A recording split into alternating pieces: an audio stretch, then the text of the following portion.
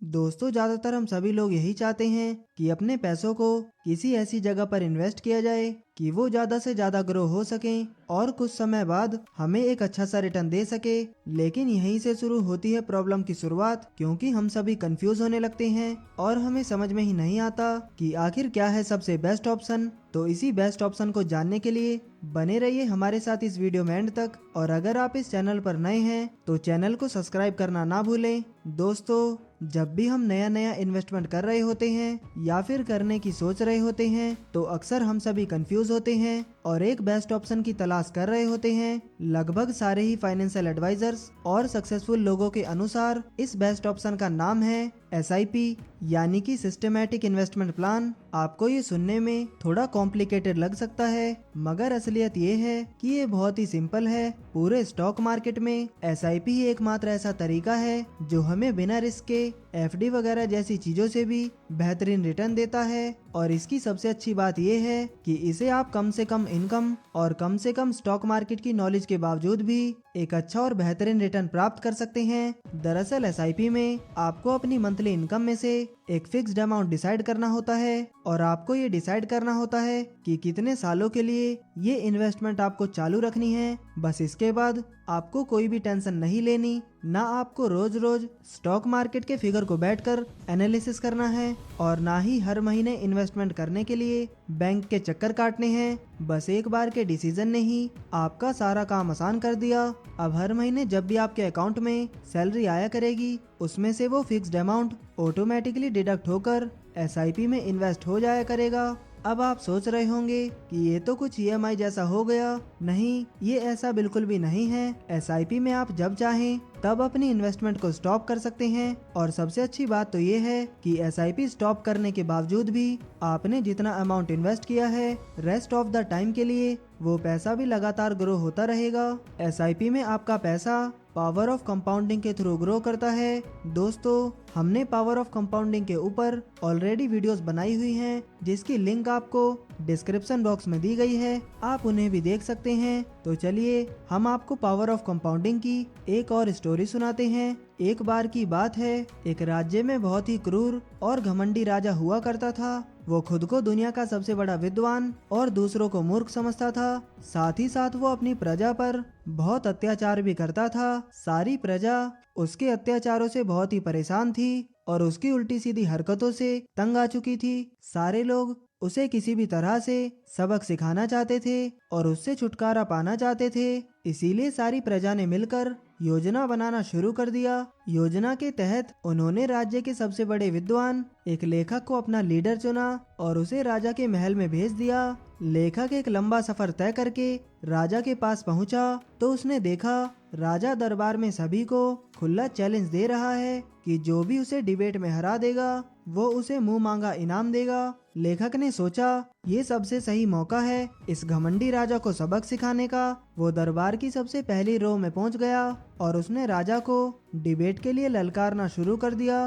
राजा लेखक की इस हरकत को देखकर गुस्से में आ गया और वो डिबेट के लिए राजी हो गया। दोनों के बीच मुकाबला शुरू हुआ और ये मुकाबला कई दिनों तक चला, परंतु अंत में घमंडी राजा को हार का मुंह देखना पड़ा। जब राजा हार गया तो उसने लेखक को कहा कि वो अपनी इच्छा जाहिर करे कि उसे इनाम में क्या चाहिए। लेखक ने उत्तर देते हुए कहा कि ज्यादा कुछ नहीं, बस उसे अगले 1 साल तक प्रत्येक दिन एक सोने का सिक्का सरकारी खजाने में से दिया जाए, मगर शर्त ये है कि सिक्के की संख्या हर दिन डबल होती रहनी चाहिए। राजा को ये सुनकर हंसी आ गई और वो बोला, बस इतना ही? मैं तो सोच रहा था कि तुम कुछ बड़ा मांगोगे। खैर जाओ, तुम्हें दिया ये इनाम अगले 1 साल तक। अब लेखक को इनाम मिलना शुरू हुआ। पहले दिन उसे सोने का 1 सिक्का मिला, दूसरे दिन 2, तीसरे दिन 4, चौथे दिन 8। ऐसा करते करते अगले 30वें दिन यानी कि मंथ के एंड में सिक्कों की संख्या बढ़कर 53 करोड़ से भी ज्यादा हो गई। अब राजा को ऐसा एहसास हुआ कि ये उसने क्या कर दिया। फिर जैसे ही अगला महीना शुरू हुआ, संख्या लगातार बढ़ती चली गई और दूसरे मंथ का एंड आते आते सिक्कों की संख्या बिलियन और ट्रिलियन से भी आगे 576 क्वाड ट्रिलियन तक पहुंच गई थी। इतने सिक्के सरकारी खजाने में तो क्या पूरी दुनिया में नहीं थे। राजा का घमंड चूर चूर हो गया। उसने अपनी हार स्वीकार कर ली और अपना सारा राज्य उस लेखक के नाम कर दिया। इस तरह राज्य की प्रजा को उस घमंडी राजा से मुक्ति मिल गई और एक नया अच्छा और विद्वान राजा भी मिल गया। ये सभी संभव हो पाया पावर ऑफ कंपाउंडिंग से। इसी तरह पावर ऑफ कंपाउंडिंग छोटे से छोटे इन्वेस्टमेंट से भी आपके करोड़पति और अमीर बनने के सपने को बड़ी ही आसानी से पूरा कर सकता है। चलिए एक लाइव एग्जांपल देखते हैं। मान लीजिए कि आपकी अभी नई नई जॉब लगी है और आप महीने का 25,000 रुपए कमाते हैं। आपने डिसाइड किया कि आप अपनी इस मंथली इनकम में से हर महीने 5,000 रुपए का इन्वेस्टमेंट SIP में करना शुरू कर देंगे और इस इन्वेस्टमेंट को आप अगले 30 सालों तक ऐसे ही कंटिन्यू रखेंगे। आपने हर महीने 5-5 हजार रुपए SIP में लगाना शुरू कर दिया। पहले महीने आपका इन्वेस्टमेंट अमाउंट 5,000 हुआ, दूसरे महीने 10,000, तीसरे महीने 15,000। ऐसे ही करते करते ईयर के एंड तक आपने टोटल 60,000 रुपए इन्वेस्ट कर दिए। साल दर साल ये इन्वेस्टमेंट चलता चला गया और बढ़ता चला गया। आपने कभी भी इसके इंटरेस्ट अमाउंट को नहीं निकाला और बिना कुछ छेड़छाड़ किए अगले 30 सालों तक इस SIP को आपने ऐसे ही कंटिन्यू रखा। इसका रिजल्ट ये हुआ कि आपने इन 30 सालों में टोटल 18 लाख रुपए इन्वेस्ट कर दिए। अगर हम कम से कम रिटर्न भी देखें तो SIP कभी भी 12% से कम का रिटर्न नहीं देती। उस हिसाब से 30 साल बाद आपको रिटर्न के रूप में पूरे 1,76,00,000 रुपए मिलेंगे। इसीलिए तो इसे कहा जाता है पावर ऑफ कंपाउंडिंग, जिसने आपके 5,000 के एक छोटे से अमाउंट को करोड़ों में कन्वर्ट कर दिया। दोस्तों, आज के समय में जरूरी नहीं है कि आपके पास बहुत पैसा हो या कोई बड़ा बिजनेस हो तभी आप एक करोड़पति या अमीर इंसान बन पाएंगे।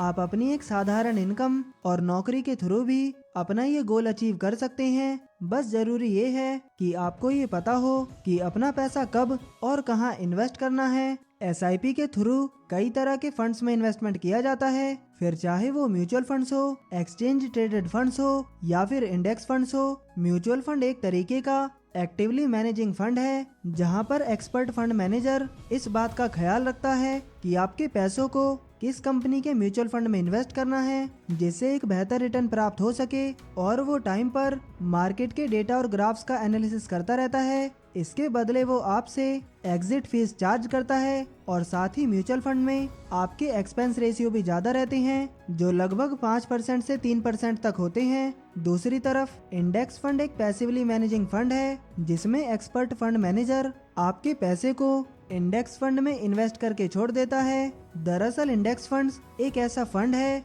जो मार्केट में अवेलेबल टॉप कंपनीज को मिलाकर बनाया जाता है। हमारी कंट्री में दो तरह के स्टॉक एक्सचेंज हैं, एक है नेशनल स्टॉक एक्सचेंज और दूसरा है बॉम्बे स्टॉक एक्सचेंज, जहां से हमारा स्टॉक मार्केट ऑपरेट होता है। NSE की टॉप 50 कंपनीज को मिलाकर एक इंडेक्स फंड को तैयार किया जाता है जिसे हम सभी निफ्टी 50 के नाम से जानते हैं, और BSE की टॉप 30 कंपनीज को मिलाकर एक इंडेक्स फंड बनाया जाता है जिसे हम सभी सेंसेक्स के नाम से जानते हैं। और यही वो फंड्स हैं जिनके ग्राफ को देखकर स्टॉक मार्केट में ये पता लगाया जाता है कि मार्केट ऊपर जा रही है या नीचे। अगर निफ्टी और सेंसेक्स का ग्राफ ऊपर जा रहा है तो मार्केट ऊपर जा रही है, और अगर इनका ग्राफ नीचे जा रहा है तो मार्केट नीचे जा रही है। अगर रिटर्न के हिसाब से बात की जाए तो पिछले सालों के एनालिसिस के हिसाब से म्यूचुअल फंड के मुकाबले इंडेक्स फंड्स ने काफी बेहतर रिटर्न दिए हैं, क्योंकि यहाँ पर आपका पैसा उन कंपनीज में इन्वेस्ट हुआ है जो देश में सबसे टॉप पर हैं।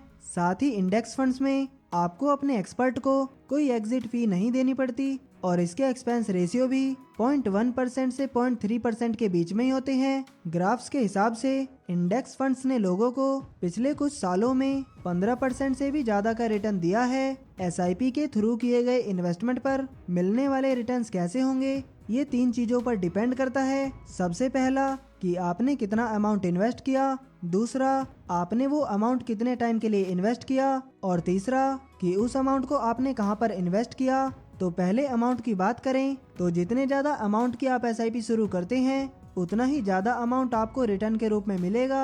मगर ऐसा बिल्कुल भी नहीं है कि आपको ज्यादा अमाउंट से ही SIP शुरू करनी चाहिए। आप 500 रुपए महीने से भी SIP की शुरुआत कर सकते हैं। दूसरी बात है टाइम। तो इंडिया में ज्यादातर एक्सपर्ट्स का मानना है कि लोग एसआईपी की शुरुआत तो बड़े ही एक्साइटमेंट के साथ करते हैं, मगर पता नहीं क्यों ज्यादातर लोग उसे बीच में ही बंद कर देते हैं। इंडिया में ज्यादातर लोगों ने अपनी एसआईपी को 5 सालों के अंदर ही अंदर बंद कर दिया है due to lack of patience. और कंपाउंडिंग की पावर को देखने के लिए आपका पेशेंस रखना बहुत ही जरूरी है, तभी वो अपना मैजिक दिखा पाएगा। वरना शुरू में तो आपको यही लगेगा कि आपका पैसा ग्रो नहीं हो रहा है। एसआईपी एक लॉन्ग टर्म इन्वेस्टमेंट है, ना कि शॉर्ट टर्म।